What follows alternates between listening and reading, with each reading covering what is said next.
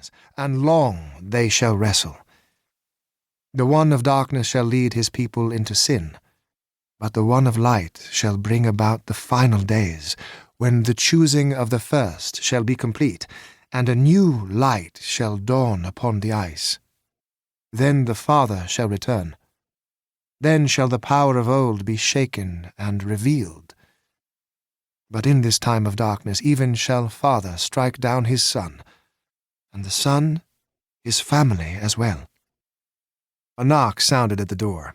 He pushed the book aside and looked up, the only sign of his pain, the nervous movement of his fingers at the edge of his robe. "Come in, Michael." The door swung open, and bending low, a young man dressed in the garb of an ice runner made his way into the plainly furnished room of the Archbishop of St. Austin. "I see that Niall has prepared you," Riften said evenly. "Yes, Your Excellency." The young man lifted his head and looked into Riften's eyes. His expression was one of confusion and anxiety. Riften studied him for several seconds, but stoically ignored the fear in the young man's eyes. "Do you have the equipment that you need?" "Yes. Niall even gave me a cloak that you wore long ago." "Do you understand what is expected of you, Michael?" "Yes." "Beware the brothers of Moor. Most likely they have their own orders concerning you. There are no guards, so keep a close watch. Remember that you are really nothing more than a hostage of the Moorians now, so take care, and you should be here safely in the spring." "Couldn't you just say no to Zimri and let me remain? I have no desire for the ice. I would much rather stay in the monastery with you."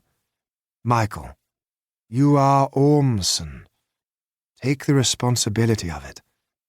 Michael sensed the rebuke in his tone.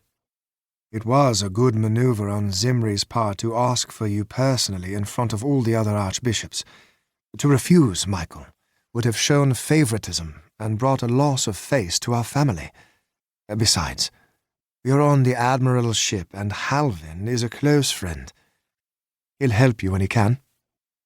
To be a ship's chart reader and keeper of the log is something a man your age should find exciting. Why, Michael, you'll see the Southward Isles and 1,000 other sights as well." Michael stood quietly. "Michael, you must go. The others are waiting. Now take my blessing." Michael knelt silently, and Riften made the sign of the arch over him. "May all the saints watch over thee upon the ice and return you safely to our brotherhood. Amen." Michael rose and managed a wan smile. "Goodbye, Uncle," he said softly through his tears. Riften's control broke, and he threw his arms around the only one in the world whom he could trust and love, the last of his family alive after the 40 years of war and plague. "Goodbye, my boy, and the saints bless you." Michael turned and left the room, and each man hid his tears from the other. Darkness spread across the city as the columns of monks issued from their cloistered halls and made their way to the central square, where the procession would begin.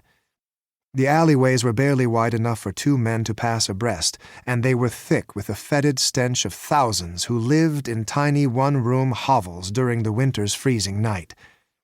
Half the rooms were carved into the limestone hill that squatted beneath Cornath, while the rest were of quarried stone or occasionally of precious wood. The alleyways seemed dark tunnels, as the 2nd and 3rd floors of the surrounding buildings rose over and leaned against their neighbors across the way.